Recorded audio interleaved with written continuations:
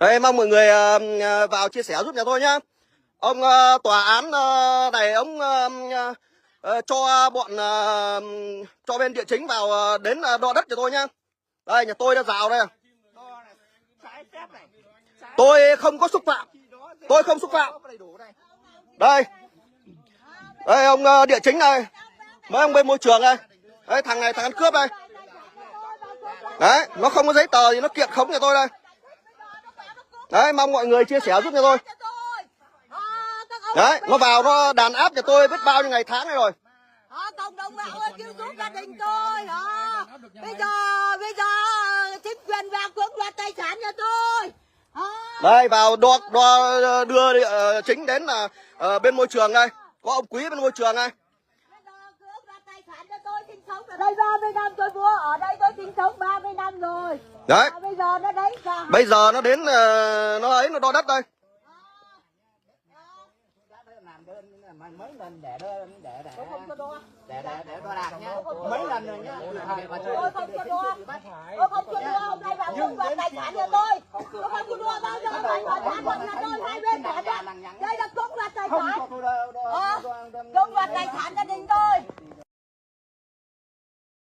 Nào mà vào cưỡng đoạt tài sản nhà tôi. Không phải gì nữa. Bố ơi.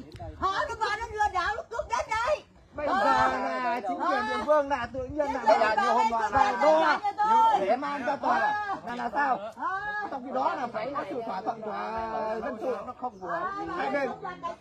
Nói là câu như thế này, nếu mà riêng giấy tờ cho tôi có đầy đủ đây, cơ quan chính quyền vào địa phương vào này.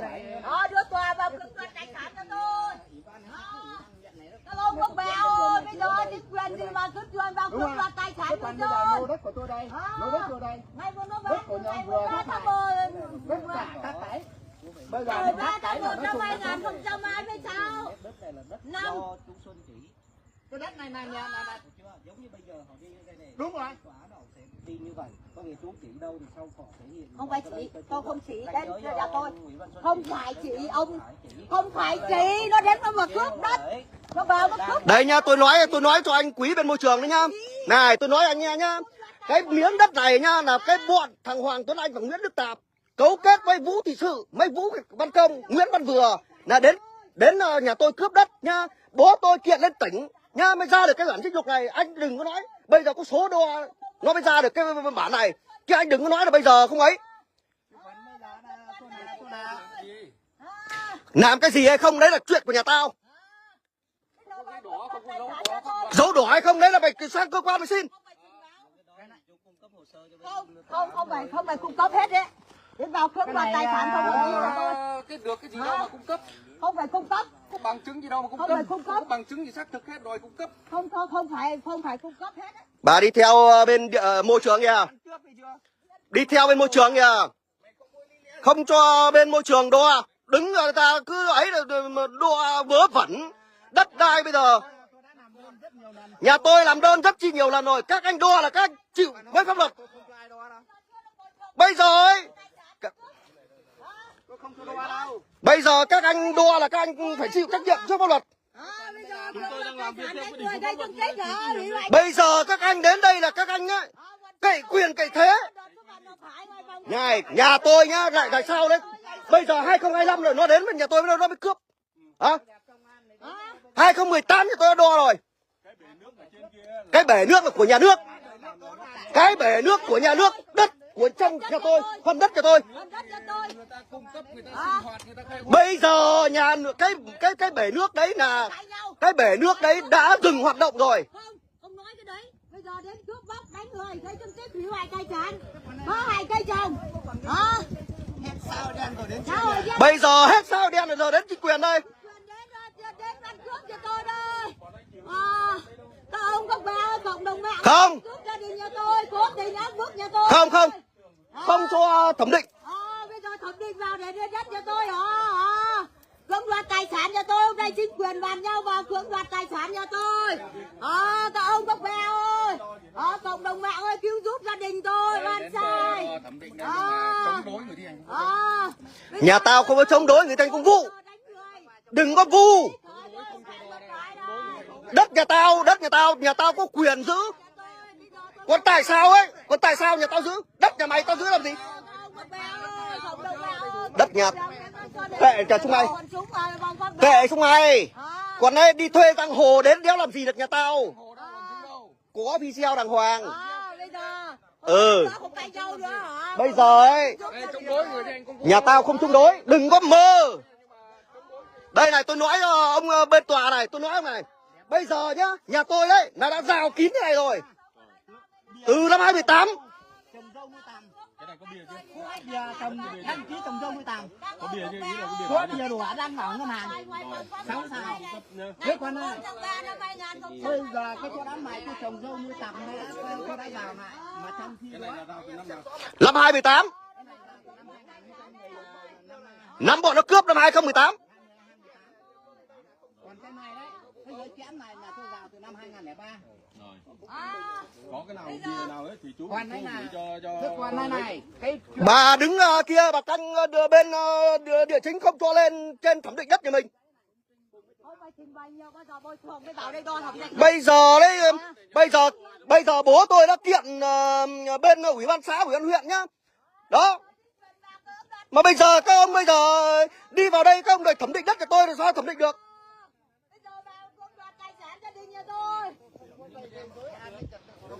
Bây giờ đang dân oan sai oan đức rồi.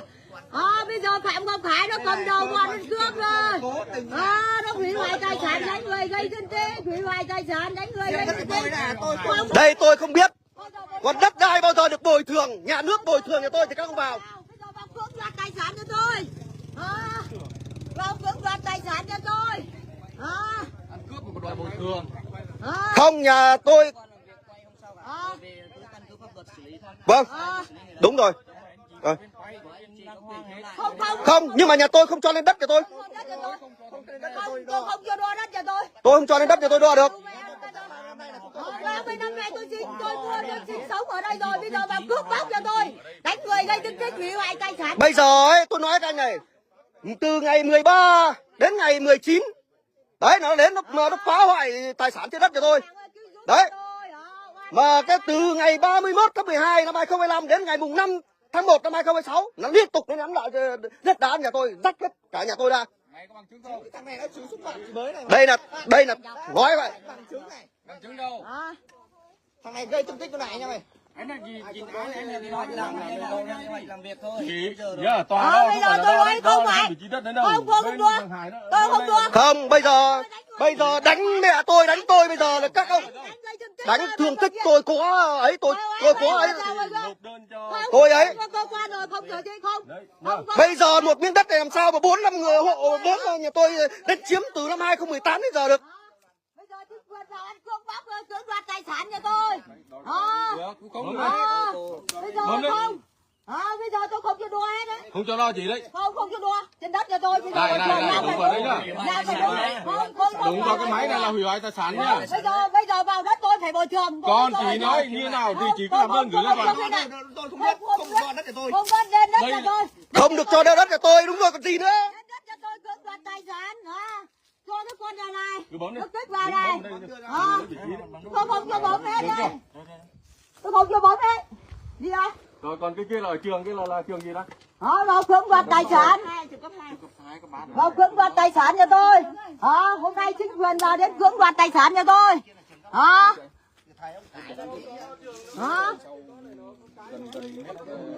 Vào đến cưỡng đoạt tài sản cho tôi. Bây giờ chính quyền nó vào đến cưỡng ngày mùng 4 tháng 5. Đây bên môi trường nhá, bên tòa án nhá. Bên này bên môi trường này, bên địa chính này. Đấy, đến nhà tôi là bây giờ đấy với đấy đo vi phạm pháp luật. Đấy. Đấy. Sao ấy sao không gọi ông trưởng thôn lên?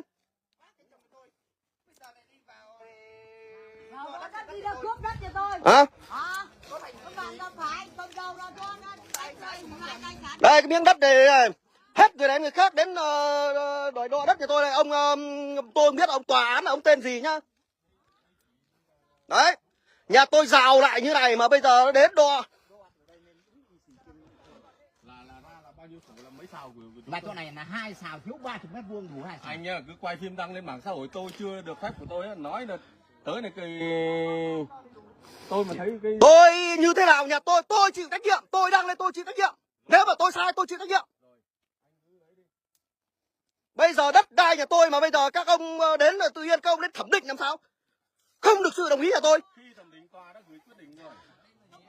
Nhà tôi đấy, bây giờ đến nhà tôi mà đánh chiếm thế này kia, mà bây giờ lại kêu là gửi bây giờ tôi đến nhà anh rồi tôi cũng đến tôi chiếm đất như thế rồi xong tôi gửi ra tòa, các anh có chịu không? Bây giờ Còn nếu mà anh cho rằng bây là giờ này bây giờ tôi nói với anh này, bây giờ này chung nhá. Cây cối này nhà tôi trồng từ cái lúc mà bọn nó cướp năm 2018. Tôi nói với anh biết đấy. Nhá. Đi từng bước một đo cụ thể cả cái mảnh đất này cùng với phòng tài nguyên môi trường xã, huyện, tỉnh lúc đấy. Và không phải là tôi bây giờ đây nha, tôi nói các anh nhá. Đường trước bồi thường là đất tôi. Không, chỗ này không phải đất nhà mình, chỗ này không phải đất nhà mình, cho mình bắt đất kia. Bây giờ vào cưỡng đoạt tài sản cho tôi. Chính quyền vào cưỡng đoạt tài sản đất cho tôi hả? Tôi sinh sống 30 năm nay vào cưỡng đoạt tài sản cho tôi. Làm đúng theo pháp luật là tôi tôn trọng pháp luật, còn không làm đúng là tôi không cần biết. Mình đi bên ngoài. Không thì đi ra chỗ công an, ra chỗ trường bên kia, Đây bây giờ là đo là thẩm định đất là không, nhà tôi không cho lên nhá. Bây giờ là cố ý nhá. Tòa án này cố ý này. Đấy. cứ nói đi, phát biểu cẩn thận lời nói của mình. Tôi phát biểu thoải mái. Tự do ngôn luận, tôi nói anh nghe, tôi không xúc phạm anh.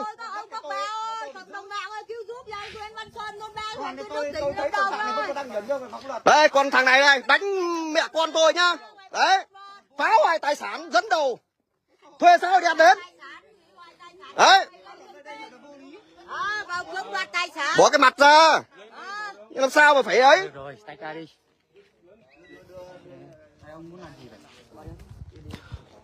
Đây bên môi trường đây. Dẫn lên. Mẹ ơi không đẩy công an làm gì.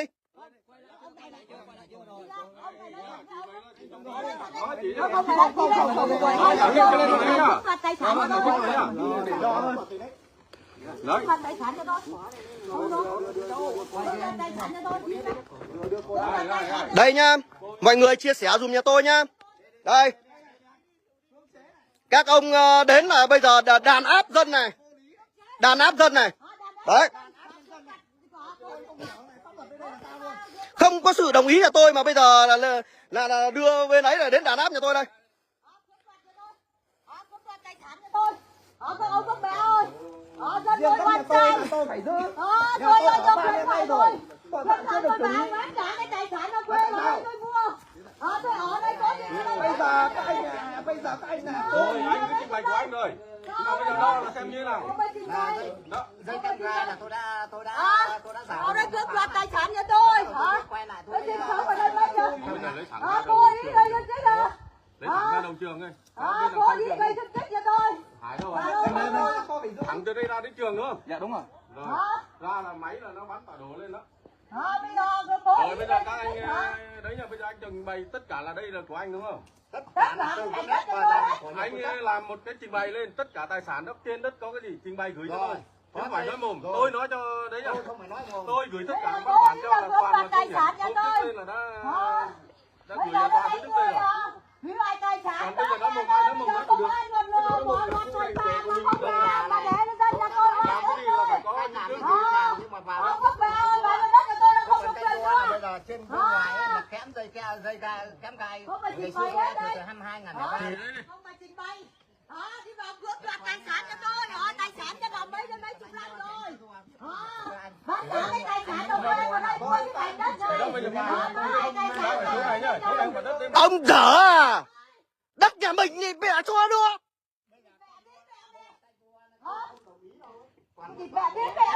Mà phải.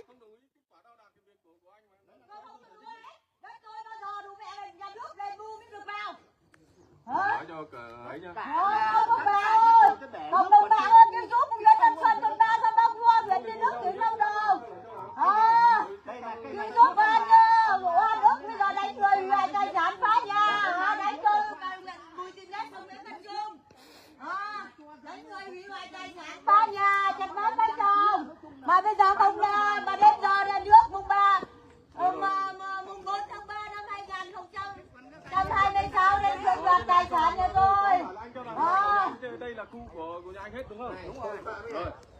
Tôi có xin đất tài nhân là cho thành bán rồi vi kèo cho nắm đất này. Rồi, ông đó là ở đâu? Ông đấy ở ngoài đội 3.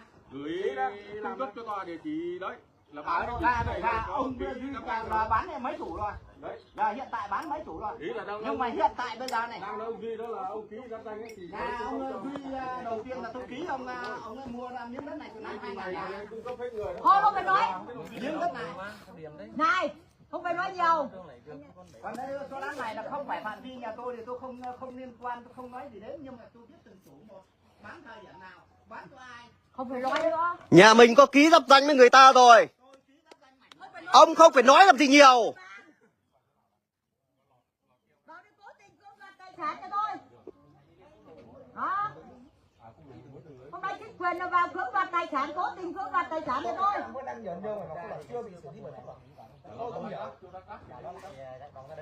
Tài sản từ 13 tháng 12 2015 liên tục.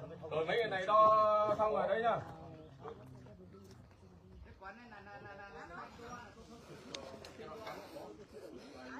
Cố tình cưỡng đoạt tài sản, hôm nay chính quyền vào cưỡng đoạt tài sản. Đó.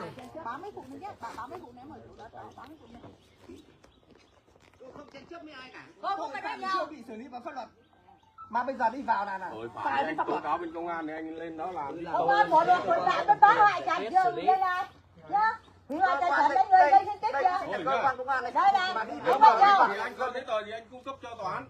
Nộp ra ngoài đó. Tôi không hiểu. Anh cũng đang có mấy vụ kiện. Anh kiện là tôi làm là anh cũng biết. Phá hoại tài sản, Chứ không phải phá là hoại biết. cây trồng, phá hoại nhà cửa, xúc phạm danh dự nhà tôi. Bao nhiêu tội rồi mà tôi chưa thấy bị xử lý bởi pháp luật.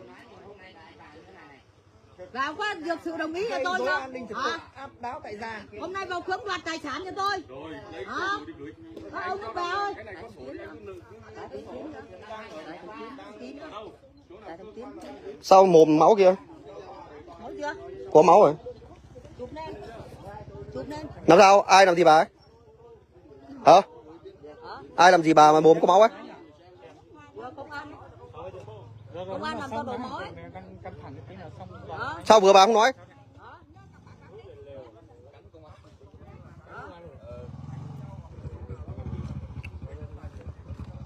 Vào cưỡng đoạt tài sản cho tôi.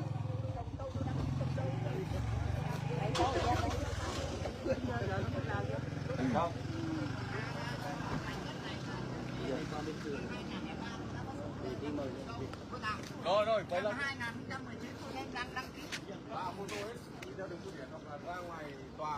Chúng về đấy cái sổ. Thôi, không phải đấy, không phải trình bày. dạ. Giờ tận ngoài cái chỗ này cái ra ngoài cái bích với lại đấy. Không nói gì nữa. Vào đây cưỡng đoạt tài sản, hôm nay là vào chính quyền vào cưỡng đoạt tài sản cho mình. Bây giờ di chuyển lên trên chỗ phía trường học kìa. Đứng đằng sau trường học á. Mình trước khi cho nó hồi ra là mình